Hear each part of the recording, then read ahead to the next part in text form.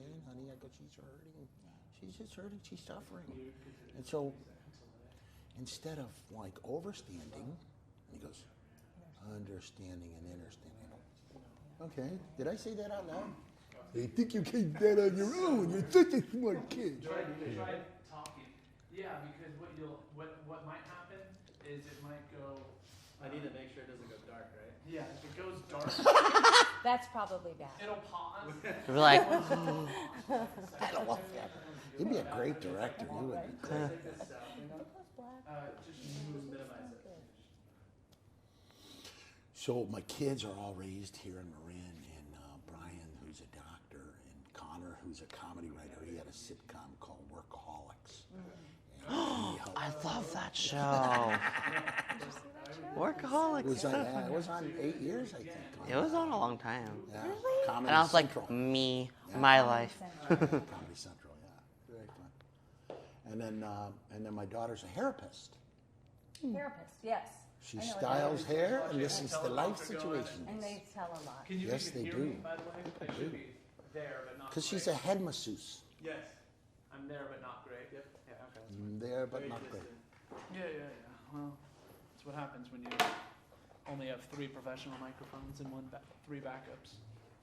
We're all good. We'll make the best of it. I can have the backup, because I'm backup. No, you're all good. All right, so thank you. Switch over. And hey, welcome to We Are the Remedy, where each week we highlight a person, or today people, from the community who embody the idea of people helping people. We raise Ways. awareness ways, of okay. good news and broadcast to the world more good news. We deliver messages of creativity, humor, dreams, visions, and solutions to today's most pressing problems. We provide a global platform to connect people helping people, inspiring them to give back to their local and global community. My name is Trevor Henley. We have Michael Pritchard here with us again. Thank you, Michael. And today we have Lawrence and Susan, Yes. who are Hi. from AmeriCorps and RX Safe Marin. Correct. Right. Awesome. Volunteers in service to America. Woohoo! Greatest gift in the world. Give of yourself. Get back from all those who find the love and healing from your presence. All good. So tell us a little bit about, why you journeyed into Vista and AmeriCorps, both of you, you know. Lawrence, tell us. So I was Mo and Matt Willis. So Dr. Matt Willis, our public health officer. I was Right. a student at Dominican University of California, Wow. and I'm also alumni with Mo. And what's at- your field of endeavor at Dominican? What do you study? So my major doesn't exist anymore. But I was a double major in public health and health sciences with a double minor in psychology and humanities with a social justice emphasis. Wow, this is amazing. That's great. Yeah. That is a great thing, man, dude. So he Proud was of you. recruited. They Right. recruited I him for recruit. the Yep. position. Yeah. I was Yes. recruited. Mo was like, "There's a position opening, and I think it's really into your background," which I agreed because we work on the opioid epidemic Yes.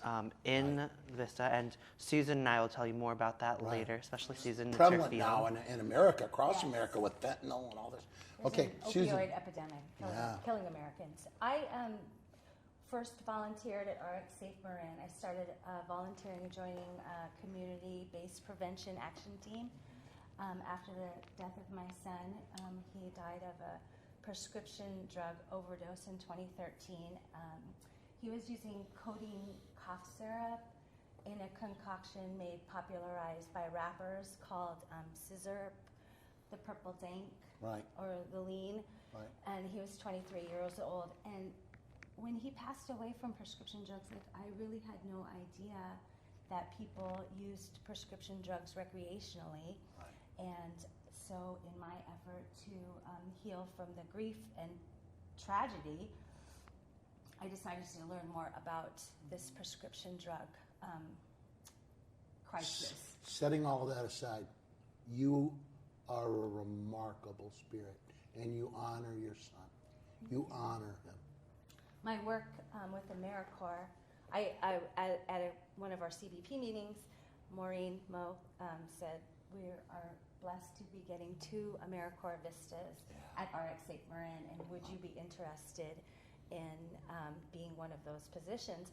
And I had just retired from the fire service, and I wasn't sure I was ready to start a full-time position because I had suffered a lot of PTSD from the grief of my son, and that was a whole nother journey. I didn't realize just people with grief could develop PTSD. I thought most soldiers and policemen and firemen, but really everyone. But I'm so glad I did because my service here with AmeriCorps has been amazing. And currently, Lawrence is leaving us in July.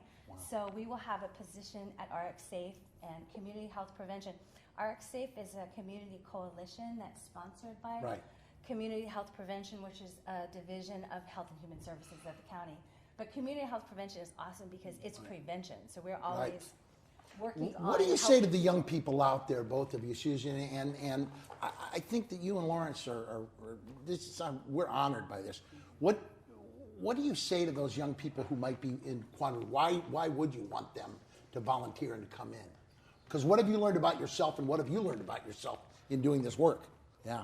I think I learned a lot about myself, especially working with Susan. She's become like my work mom. Right. And Mo is like Mo's been my longtime friend and aunt, and we're like a really close-knit team, and I think whoever joins them will really gain a new family perspective on the world and on their community. Right. And just, so my job moving on is going to be PDS, which is in San Samo, People with Disabilities Succeeding, and I think just this work as a visitor, I'm still going to keep coming back to RX Safe Marin and really support them. It might not be my 40-hour weeks anymore, but if I can still get 5 to 10 hours with Mo and Susan to work with them. What's been the benefit educationally to you for this? What's the educational benefit for you as a college person and now getting ready to graduate out into the world? What was it that you most learned from all of this? I got to work with a lot of medical professionals. So like Dr. Willis, I work with him and his coworkers. Matt Willis, right. Yeah, public health officer. So I got exposed to the public health world. And actually that was what I was trying to debate against for my master's in public health or in social work. And I felt that I always have public health in my back pocket since it was my bachelor's. I'm going to go get my master's in social work hopefully this fall and for the next 3 years. And I think that AmeriCorps was really part of that, revealing to me that how much I really wanted to keep fighting for social justice and fighting equity and everything, just being around that community. This is all good news. Susan? So for me, growing up, I would take always... a quick break? I need to do one fix. Sure. Yeah. But I want to get back. Great job, man. That was good. You do proud, man. Sacred Heart should be, folks, I see my Uncle Joe is right here. And he's so New York, he starts giving me the one finger he's adjusting his glasses. He's adjusting his glasses like, I was like, oh, there we go. I go, there's a nun sitting next to you, mister. So funny. Try talking. He did start laughing, though. And then what I loved was my cousin, his son is my doppelganger. If you hadn't brought him up, he would have been very angry. You never knew it, right? We're never going to like, I was all the way home in the car. Yes. All right, welcome back to We Are the Remedy. Thank you very much. Sorry for that.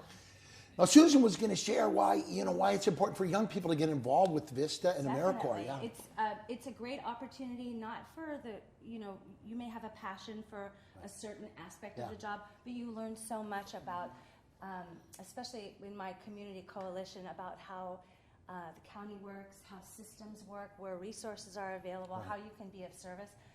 So. When I was growing up, I would always say, I want to be in the Peace Corps when I grow up. Wow. So when this opportunity came, because AmeriCorps is the Peace Corps in It America.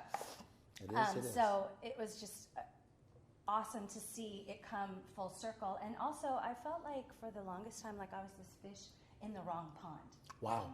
So when I came to AmeriCorps and was blown away by all these young people like Lawrence that have committed And you're a themselves. retiree And a from a retirees. great job of giving in Right. your community. And it was great to see the kind of support and training and ideals that they bring forward. So they don't pay very much, but usually retirees and students are used to being poor. So you already can navigate that whole system of supporting yourself and having Right. a good time on a low budget. And what you learn and what you take back from AmeriCorps, it is worth so much more than money. So there's one position becoming available because Lawrence is leaving us in July. And I know that there are a couple of positions in the Redwood Coalition, Opioid Coalition, which is up in Petaluma. So there's a lot of opportunities. So if anybody listening is interested, I strongly encourage you to apply for the position. You won't be sorry. Excellent job. Now, let me ask you something about the opioid epidemic now, from public health and also from parental background of having it impact our lives. What have you both learned? What have you learned as a parent, and why it's important to get that word out there for prevention, and why is it important to stay engaged in public health debate, right? Am I, yeah? Okay. Go ahead, please. I think there's a huge stigma with drugs and addiction in general. A lot of people, when they see addiction, Right. they really think like, oh, that person made that choice. That person, it's their own So it's fault. blame oriented. It's blame oriented. And I think that what you were saying about the Yeah. blame word, it's Yeah. like before the part of blame is blah, and it's like me. Right. Yeah. So like people love blaming others and like blaming them for their choices, but they don't see how much of their environment and the resources that people are given or not given that can resort to them becoming addicts. Yeah, that's why ACE, Adverse Childhood Experiences, learning early trauma's impact on addictions, diseases, crime, mental health, and illnesses. ACE is a very important thing to learn. Both of you have learned about that, correct? Exactly. You know? I mean, prior to actually learning about ACEs, it was always thought that addiction is caused by heredity, Right. and it's not. ACEs is individual to every single person. What I might find adverse, Right. you may not. Right. Water off a duck for me may be very difficult for you. So in that way, it's a forgiving way to look at why you are using substances. And we don't even use the word addiction anymore. It's substance use disorder or opioid use disorder, because those are just kinder ways of saying it. And the word addiction, like... What do you think that means? I agree with everything, and I'm glad they're doing it. Yeah. It's all negative. Yeah. you It's a know? way to, it's a sign and a stigma of blame. And weakness, and Wow. it's not. And life is hard. It just is. Yeah. And we should help people and try to bring them along with us.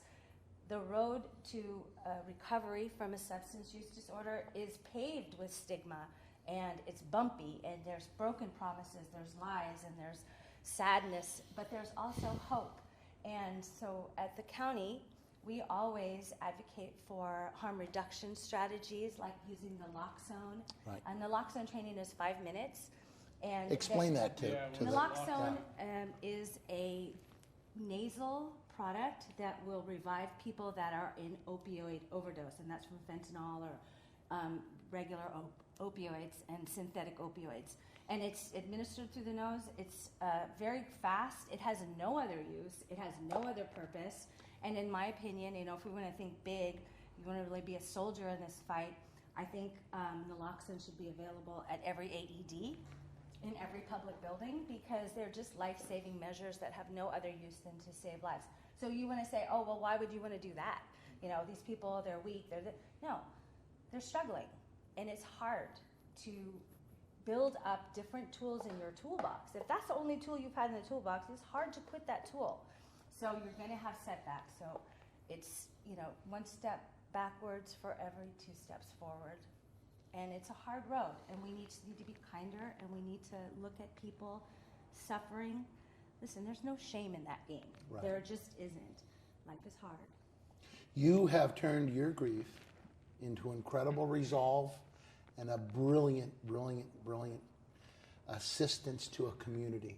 And you honor us by being on the show, both of you, and you honor the community by choosing to work like this and to help others and to be and connect to that.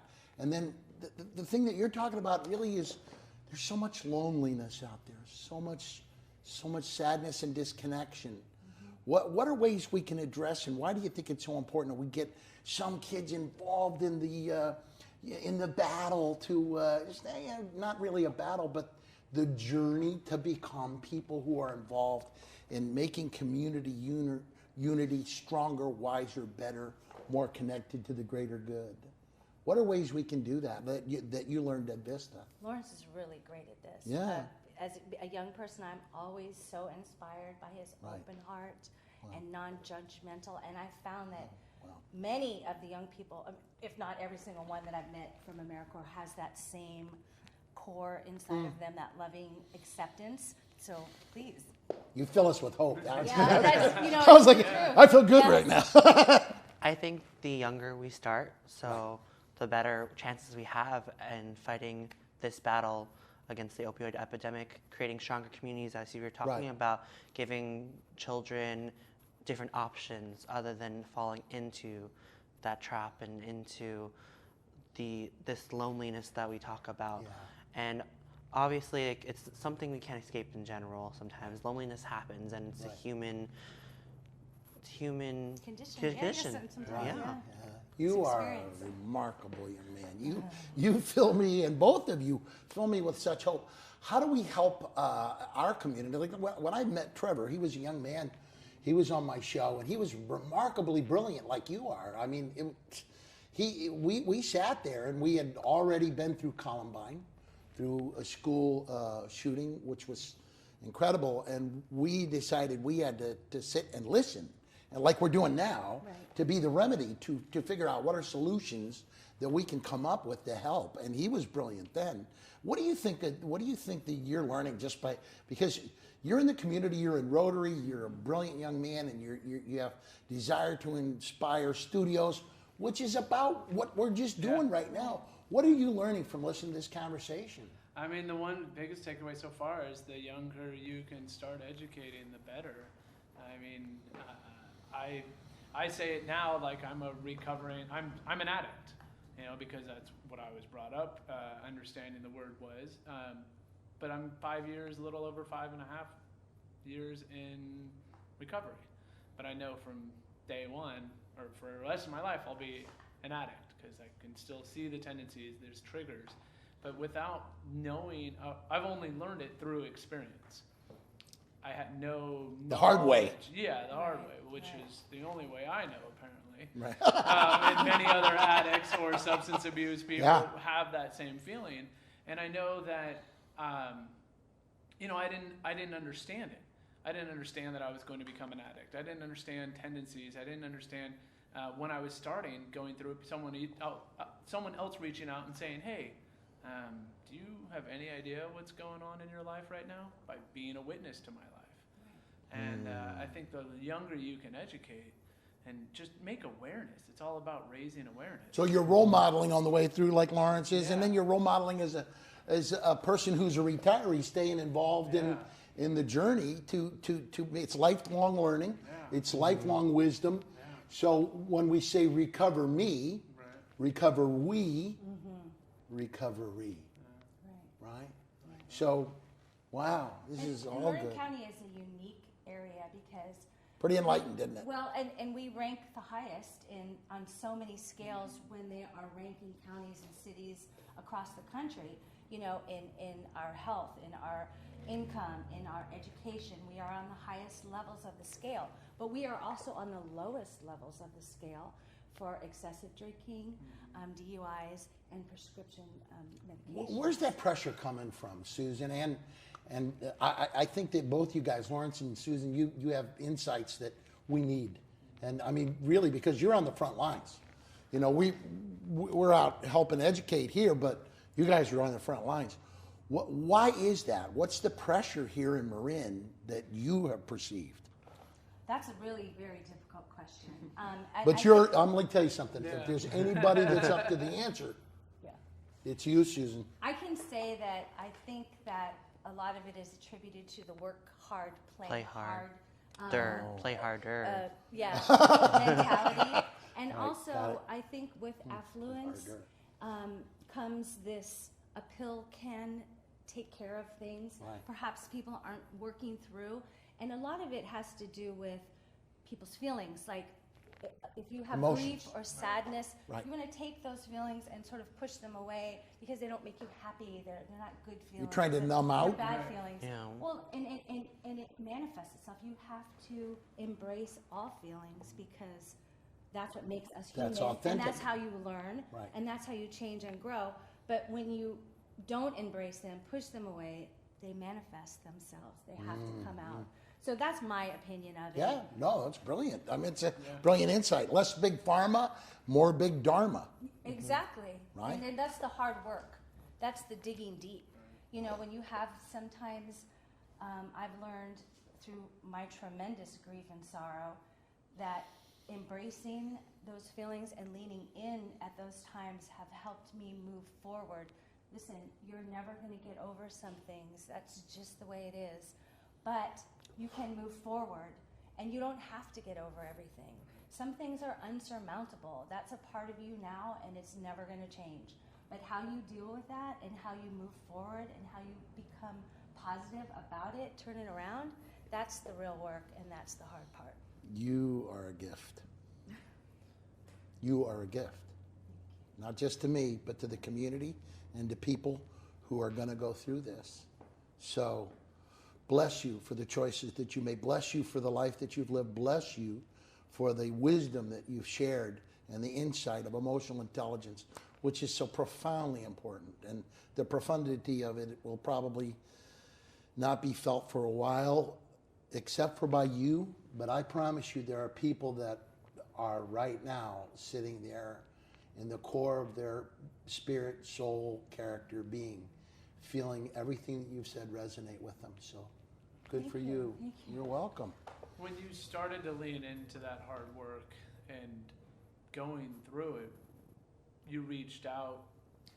I went through so many therapies and took on opportunities that were Right. presented to me, from medication to group therapy, to individual therapy, art therapy. I started doing a Dia de los Muertos altar Right. because my son is Yeah. part Spanish. And all of these healing rituals and writing in a journal, doing art therapy, all of these things. If I wrote a list one time and I thought, oh my God, you're like on crack. This is crazy. Do you feel like it was you were distracting in a way? But No, not- I was in this need, this urging to learn what had happened and how I could feel this badly. Like, how am I still walking around? And honestly, like, I went to bed one day at one person, and after the death of my son, I was a completely different person.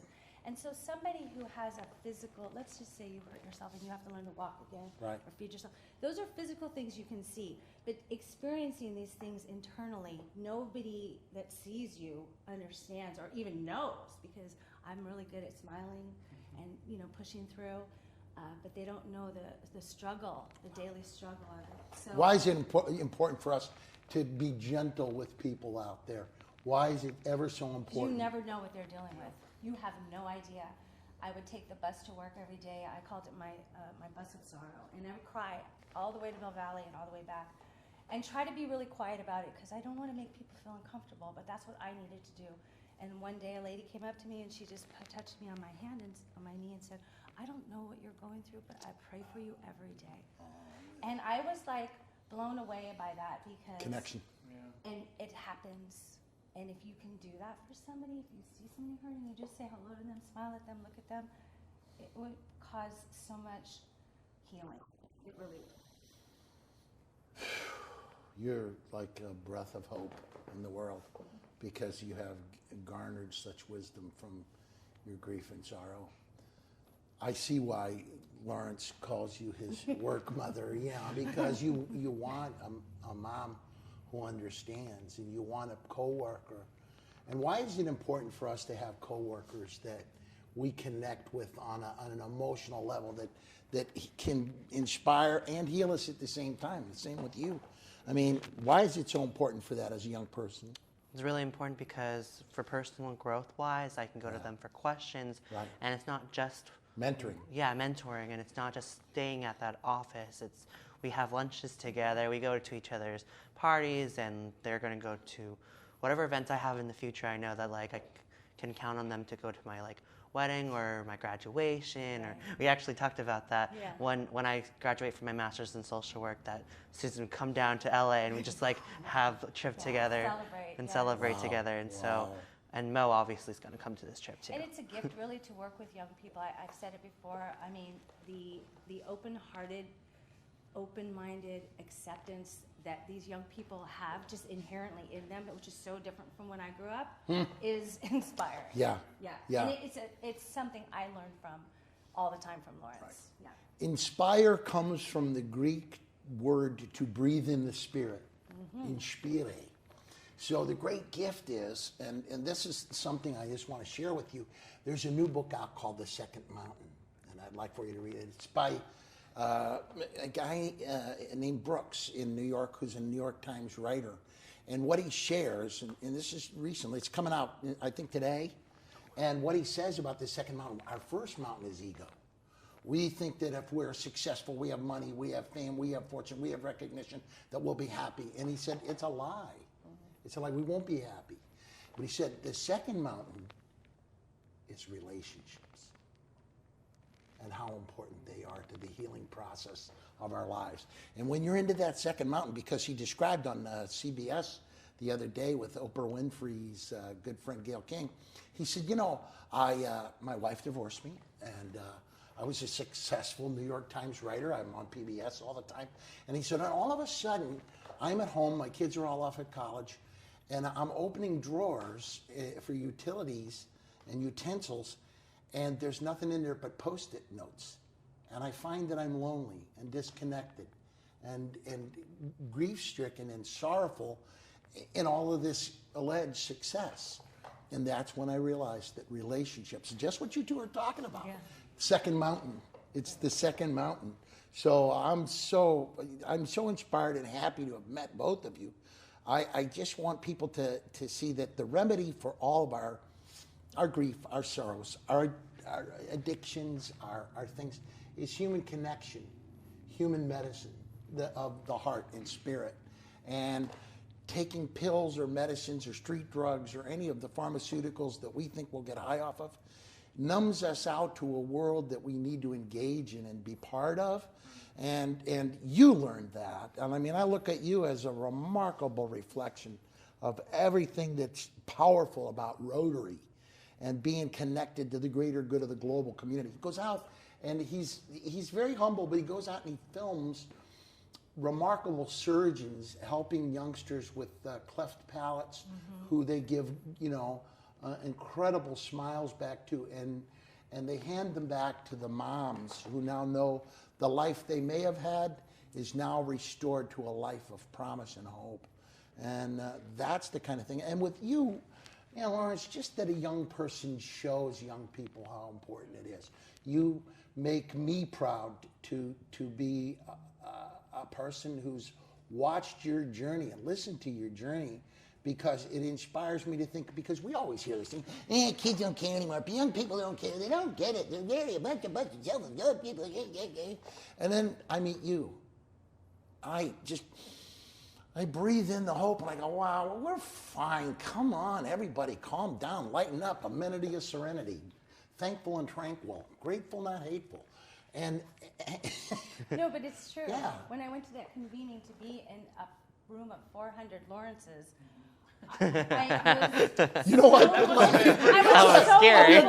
That'd be a great book title. 400 Lawrences. A room full of Lawrence. And I was so, and I honestly felt going into it like a little bit worried and scared.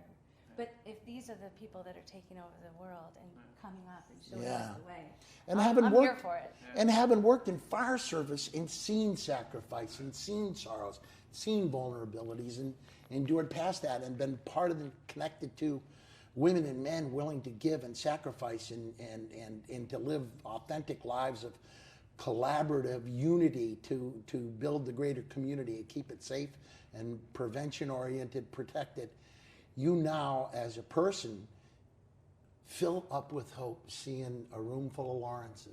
Yes. Yes. Right. So real quick, one of the questions I had is, and it goes back to the addict, but it also goes to the deaths via Opioids. Opioids. Words yeah. are just killing me today. No, that's right. Good. But it's not just addicts, right? I mean, it's This opioid epidemic killed 72,000 people in 2017. That's more people than gunshots and car accidents combined. That's more people, casualties in the Vietnam War and all the Iraq wars combined. It is an astounding, staggering. And we amount had of people. protests on the streets, and people were out going, "This is wrong, this is bad." But now, we're quiet. Nobody's protesting. Well, I think, as Is it because it's so personal to them and they don't want to? I'm not sure what protesting. I'm talking about the war in Vietnam. During the war in Vietnam and during the other wars, we've had people protesting that Right. there's. People are dying, and why is this Right, happening? So why exactly. aren't people? Well, I think a lot of it has to do with changing of culture. Right. Back in the 90s, this whole opioid situation started when doctors, in their trying to help people, I really believe that, Okay. wanted to help people by treating pain. And pain became the fifth dimension of health. And so I know if you guys have gone to the doctor, perhaps you've Right. had, what is your pain level today? Right. So it was always taught in the medical schools, and the medical community also relied on a few inadequate studies that said opioids were not addictive and prior practicing. Because you and I probably have been prescribed an opioid, and we did not become an addict, or maybe some we of did. us did, but Some, yeah. but see, that's a direct link because But you yeah. were a child and you were prescribed opioids Yeah. because you had an athletic injury or somehow got hurt, and that's how that addiction road started. the answer was Vicodin to just about anything. Percocet, Vicodin, Darvocet, OxyContin. But what do you? This is a And then remarkable. once people found out, I could get high off these pills, Right. it took off like wildfire. And pain management clinics, there are communities like in Ohio and Virginia and Florida that are decimated. Not a single person in the community is not directly affected. And it's frightening. And their families. That's what I'm saying. Yeah. It's decimated their families. It's Yeah. killing communities. But it hasn't reached California yet. So our work at RX Safe Marin is to promote safe drug storage and disposal. DEA Take Back Day is April the 27th. 7th. So go to a location. Tell them what that is. Here in Marin. You can return any type of medication at any time at these all year round drug receptacles. They're mostly located in pharmacies, and if you go to rxsafemarin.org, we'll have a complete listing of where you can go. But twice a year, the DEA sponsors these events, and all medications are take back. Every medication except sharps are accepted.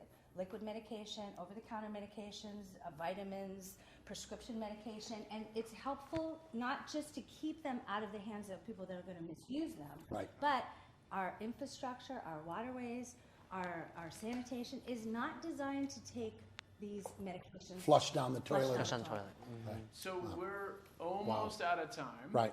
And I'd like Wow. to say, what is something you would say to someone maybe taking their first opioid as a pain med, or some, I would assume, high school student in the middle of a party about to They call them farm parties. make a decision. Pharmaceutical Farm parties. They call them farm parties. Really? And everybody brings their stuff and puts it in, and you're like, seriously, guys, you gotta think. know I about think that.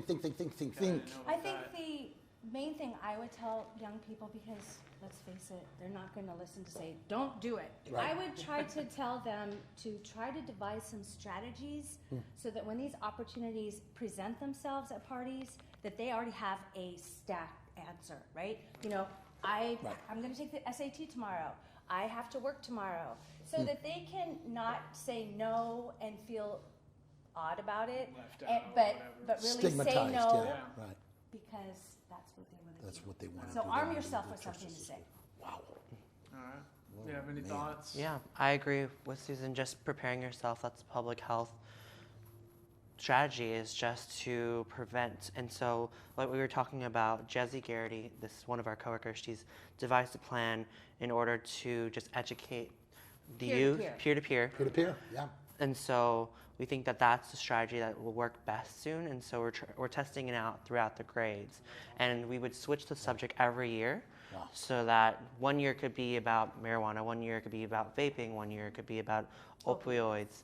And so throughout the years, when it comes down to peer-to-peer, we think that's the most powerful way in order to start education. Middle schools and teaching elementary schools, high schools teaching middle schools.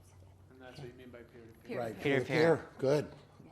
In closing out, let me just say this. If you would do me a personal favor and you tell your parents they've raised a remarkable and wonderful and amazing future professor of public health.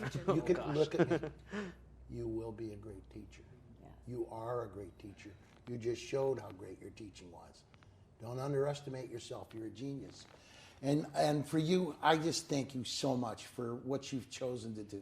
You make my heart sing and fill with hope, and you make me feel great about not just the fire service and the people that are connected to the greater good of community, but the continuation of that. When we're retired, we're never really retired, are we? Right. We're Always have never something to really do. retired, right? That's what I heard is when the work really starts. Yeah, exactly. Yeah, I hope my wife's not listening. I'm in trouble. So, in closing, if someone wants to get involved, they can go to RxSafeMarin.org.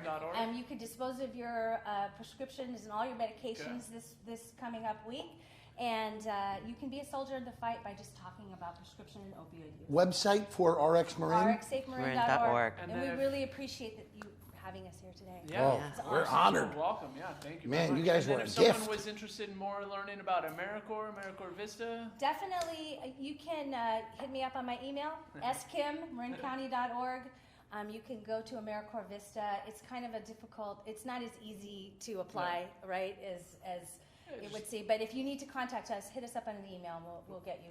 There's a lot of different opportunities, but yeah, you just try to search in. So once you go into the AmeriCorps Vista website, you can type in opioid epidemic Marin County, and it will pop up. But if you have any trouble, skim, SKIM, MarinCounty.org. Yes.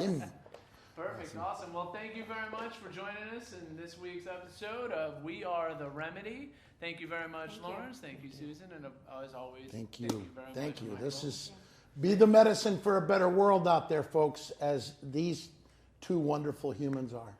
And we look forward to seeing you next week.